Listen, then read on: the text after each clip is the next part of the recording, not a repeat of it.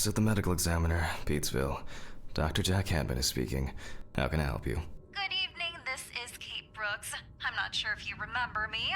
A few weeks ago, we talked about an article I'm working on. It's about your wife. I dropped by last Friday to speak to you, but you weren't working at the time. I asked the security guard to pass on a note for me. I would like us to discuss the topic of... I thought I had made it painfully obvious for the last time. No! Please don't call me again and stop inquiring about my wife!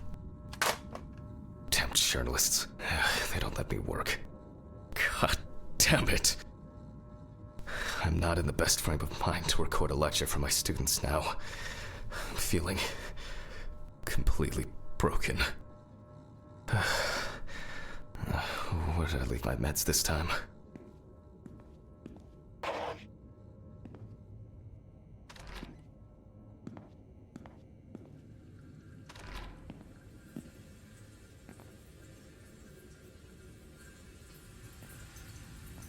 Okay, time to pull myself together. And get back to work.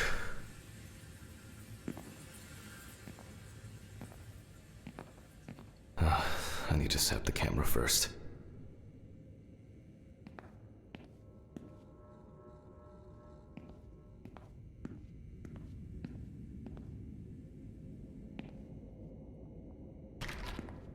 This place is starting to look like a hoarder's dream, rather than a storage room.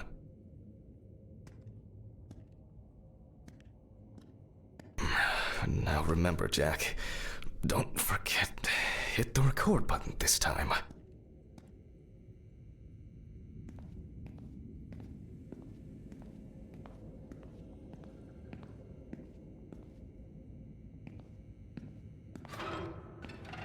Hopefully the new tripod is going to hold up.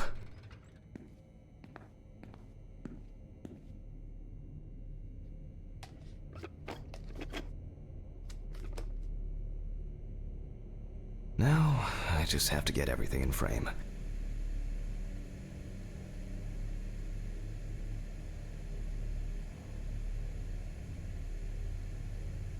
This should be fine. November 20th, 1991. Time, 8:43 p.m. Recording for medical students from the University of Missouri. This autopsy is conducted by Jack Hanman. Hello, everyone. Welcome to the autopsy room. Today, you will have the dubious pleasure of following a full autopsy, step by step. For those of you who have already performed your first autopsy, this will refresh your basic knowledge. In turn, for those whose knowledge is only theoretical, I advise not to watch this after a meal.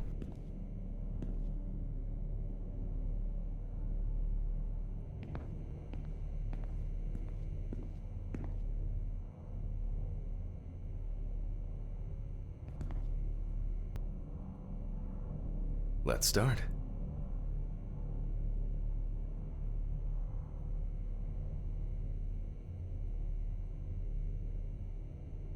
Always wear an apron, mask, and gloves. Goggles are a must when the job is splashy. And in case of sharp accidents, it's worth having disinfectants at hand. It's true that you won't get ptomaine poisoning straight away, but if your liver or kidney aren't doing well, you may end up with diarrhea. The cadaver is placed on its back on the autopsy table. The pathologist stands on the right of the deceased. Make sure that all the necessary tools are always at hand so that you don't have to run around looking for something, like I do all the time. In the process of revealing and securing forensic evidence, it is difficult not to interfere with the original condition of the deceased. Written and photographic documentation plays a vital role throughout the entire examination process. During your research, be patient, inquisitive, but above all, attentive to detail. Many entries are visible at first glance, but sometimes they can be cover for more interesting stories. And lastly, remember that nothing teaches you self-narration like working with the dead. So get used to that fact soon. Everyone will think you're talking to yourself. Now, onto the police folder. That will contain all sorts of pertinent information as to who the deceased might be, and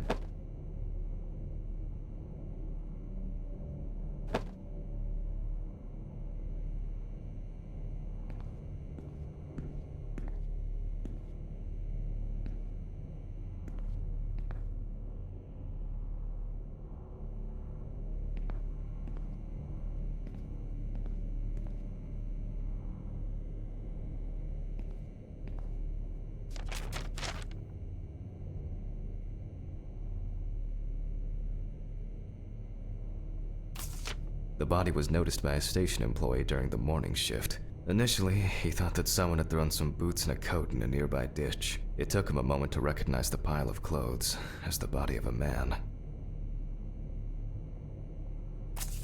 He worked most of his life at the local port dealing with unloaded cargo. He was fired for being drunk and starting fights. His son runs a hardware store on his own. His wife left him years ago. They both had no contact with the deceased. Signs of libation were found around the body. Empty bottles, traces of an inept attempt to start a fire, and a scattered makeshift blanket. The deceased was found on the outskirts of a parking lot at a gas station, where he often begged and persistently offered drivers to wash their car windows. The deceased's name is Tobias Chambers, locally known as Old Toby. Homeless and unemployed for at least a couple of years. That's it. It's worth remembering the context around the scene of a death. This allows you to better interpret any traces found on the body. I shouldn't start the procedure without gloves.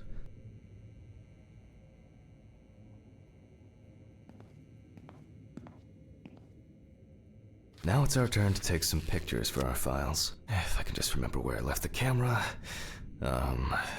It's in here somewhere. Aha! There you are.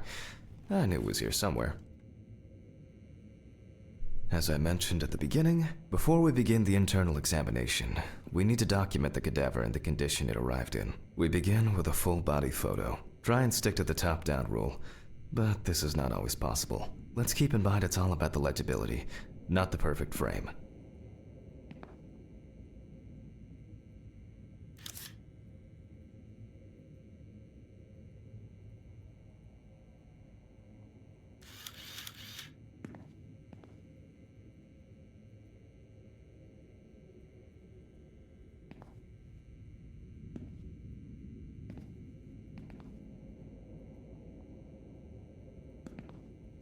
Voila! Now we move on to the next step, looking for traces. Take your time. Look at the corpse from different sides, from different angles, up close, and from a distance. You're looking for anything out of the ordinary.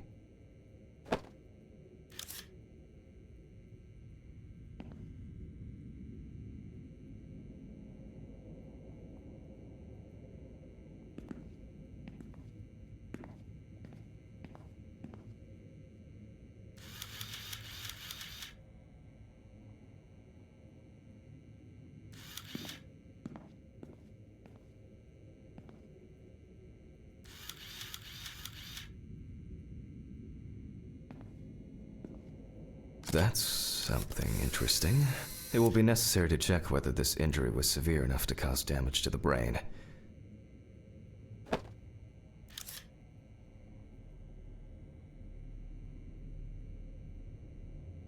Hardened hands, worn out by physical work, and frostbite?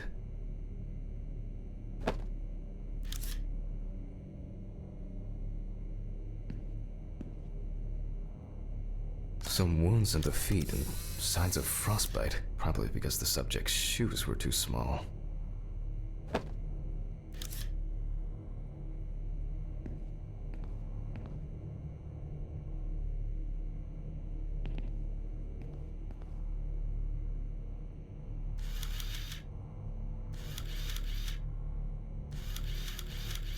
A poorly healed wound.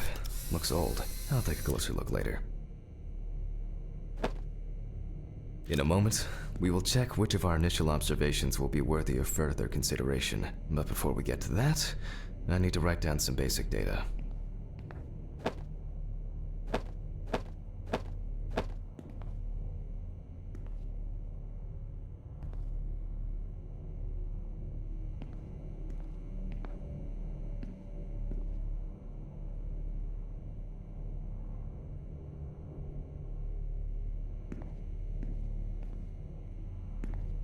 Scalpel, scissors, syringe, magnifying glass, knife.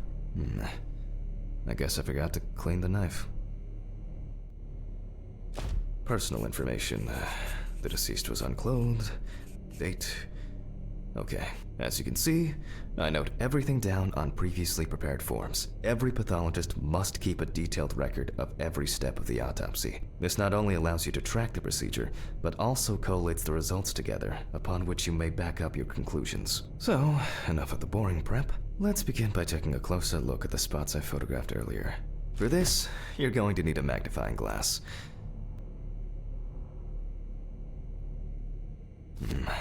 Which spot first? It looks like a burn mark. No doubt painful, but it's not pertinent for this case.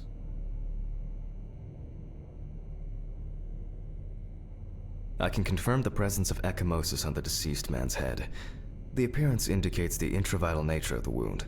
Add alcohol, which I can clearly smell, and this was an accident just waiting to happen. Here we can see frostbite on the fingertips. We can tell by the characteristic skin color.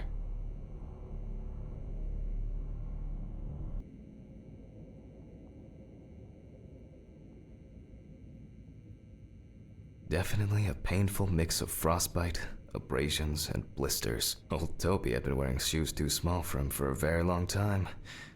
That's if he wore any at all. So far, there are a lot of superficial wounds, but only one serious injury to the head. Let's go back to our notes.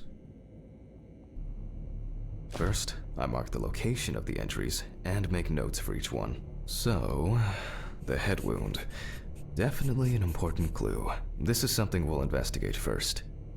We're not in frost season yet, but high humidity, wind, and the inability to warm up can also be causes of frostbite.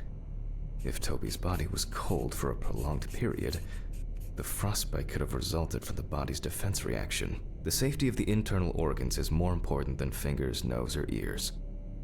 Even though this type of wound didn't contribute to the deceased's death, we're still required to record it. As you can see, we don't have much to go on. Let's write down what preliminary causes of death we can think of. Various types of accidents are a common cause of death among the homeless and the elderly. Perhaps old Toby slipped and accidentally hit his head. Considering the conditions in which he slept, his body may have become hypothermic. The nights have been particularly nasty lately. We will check if there are any signs of freezing internally. This is of no interest to us. Since the deceased clearly smelled of alcohol, I'll add alcohol poisoning to our list. We still have one thing left from the basics: rigor mortis. Well, we take our deceased by the hand, gradually re-raise it,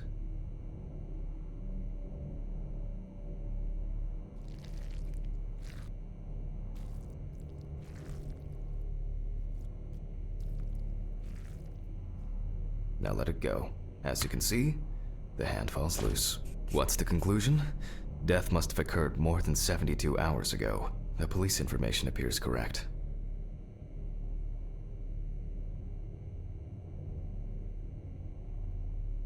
Head trauma seems the most promising, so we'll start there. For this, I need an oscillating saw.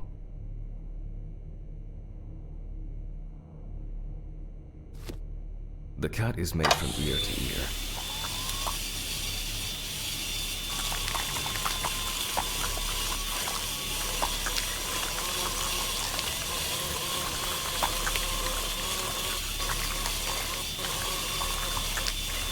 After which, we remove the skin and the top of the skull. After the basic examination, we can see that the brain's cerebral gyri in both hemispheres are symmetric. The brain looks good. Let's take a cross-section. Some pathologists prefer to examine organs without removing them. However, for me, it's much more convenient to examine them on a board, which we'll do now.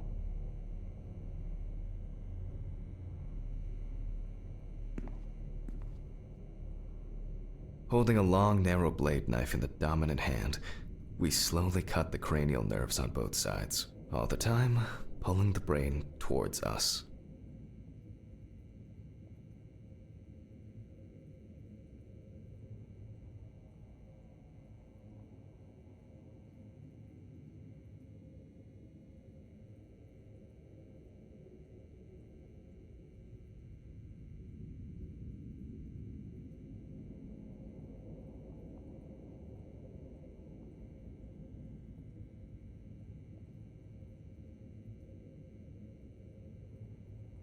So far, so good.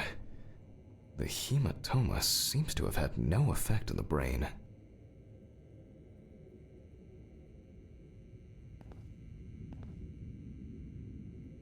We can rule the fatal accident out as well.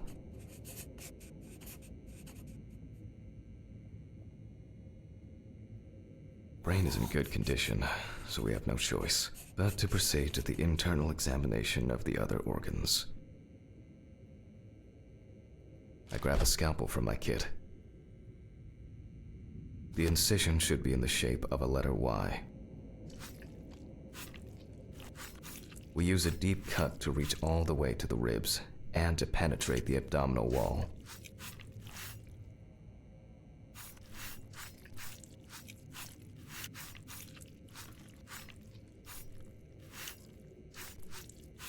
All right, now we peel back and separate the skin.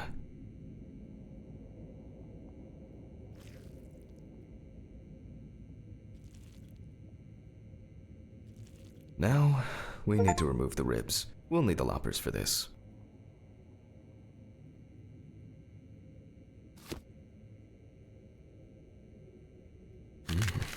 Quite a satisfying crunch, for some anyway. After removing the cartilage tissue, we instantly notice two things. Firstly, there is no congestion of the internal organs. This means that although the deceased was hypothermic, it didn't kill him. Secondly, the deceased smoked like a chimney. So, we should take a closer look at those lungs. We can see widespread black and tarry deposits caused by smoking cigarettes. Despite the tragic condition of the lungs, they are not the cause of death. Alice smoked too. It didn't kill her, but... what was I talking about? Lungs. Yes. Advanced inflammation.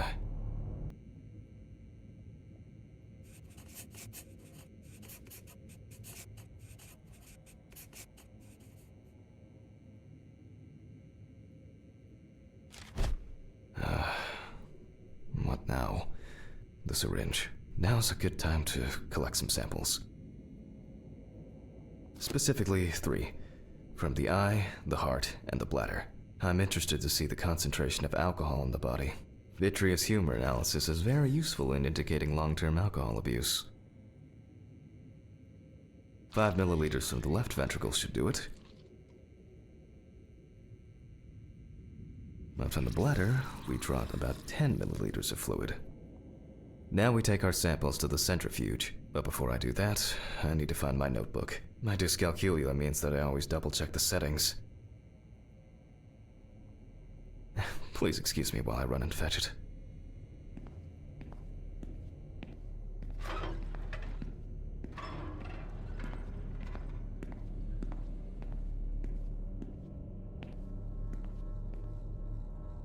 This whole thing is covered in stains. I should check this out under the microscope sometime.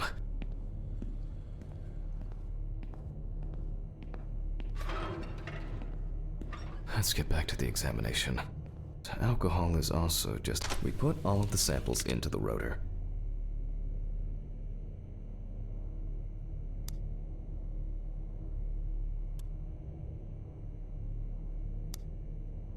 Now, we set the appropriate time and speed.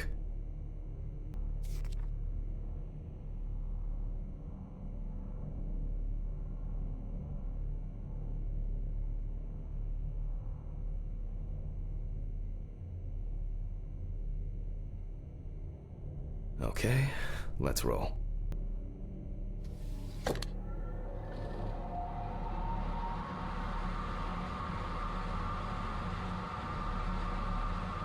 Oh shit, the fuses again. Where were we?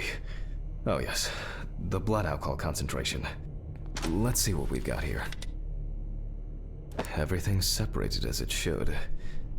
Our lab is closed until tomorrow after the last, incident. However, considering that Toby's favorite eau de parfum appears to be ethanol, I'm guessing the results won't surprise me at all. Let's go further. We will now focus on the cardiovascular system, specifically the heart. We remove the organ and examine it closely. We look for dark hypoxic areas, clots, or other elements that stand out as abnormal.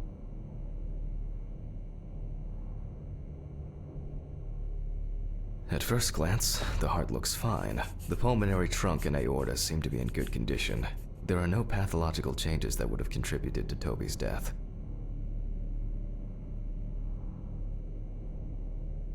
Now let's take a closer look at the stomach. Size is normal, healthy, pink color, and as expected, the stomach has no major external damage. We must now cut it open and inspect inside. We will do it carefully so that its contents do not spill out. We open the stomach along the greater curvature, from the heart to the pyloric end. Oh, I already feel like there's something left inside.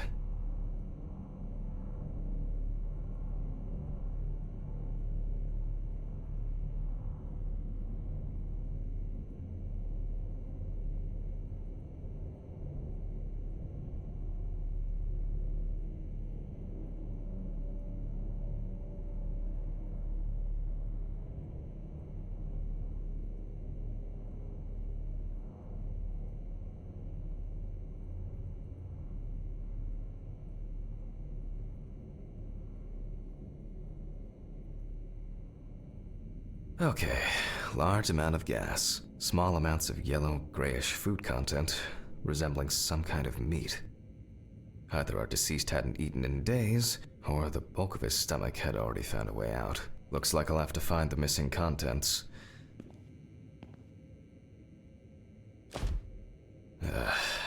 There are two ways here. One is obvious, and the other is...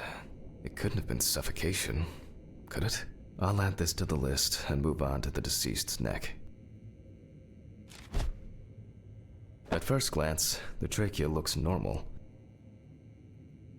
Same result as with the stomach. The external inspection doesn't tell us anything. This time we'll cut on a tray. While cutting such a small organ as the trachea, we must make a precise incision. To be able to cut with the very tip of the blade, we must hold the scalpel as we would a pen.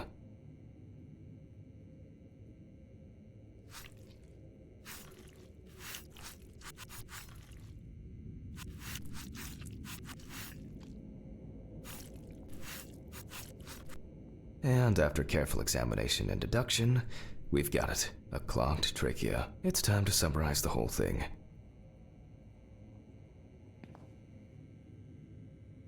Based on the report and preliminary documentation, it's safe to assume that the deceased passed out after consumption of alcohol and then fell asleep on his back.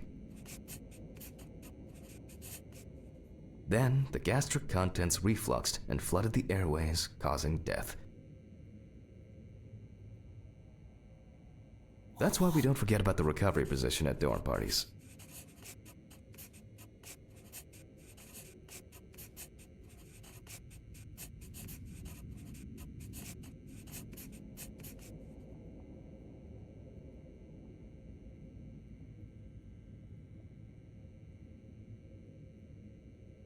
And now it's all clear. The death was suffocation. Now, signature. The mystery is solved. But for us, this is not the end. First, the dead body needs to be cleaned up. For this, we will need to close the body and grab the needle. First, we unroll the skin flaps. And then, we sew the deceased back up. I'm using the baseball stitch technique. This stitching method is very strong and quick to do.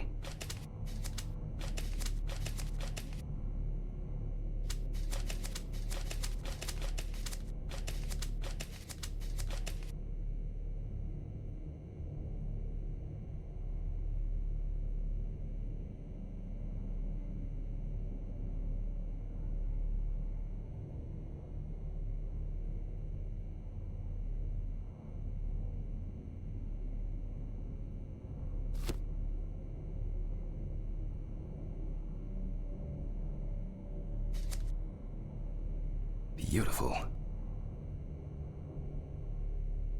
Now we say goodbye to the deceased and put them safely in the fridge, ready for the next stage of their journey.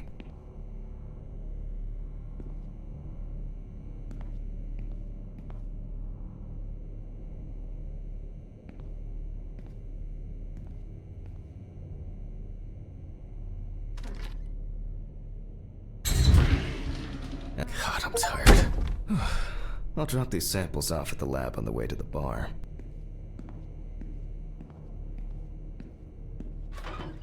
I'll call Steven. I don't feel like drinking alone today.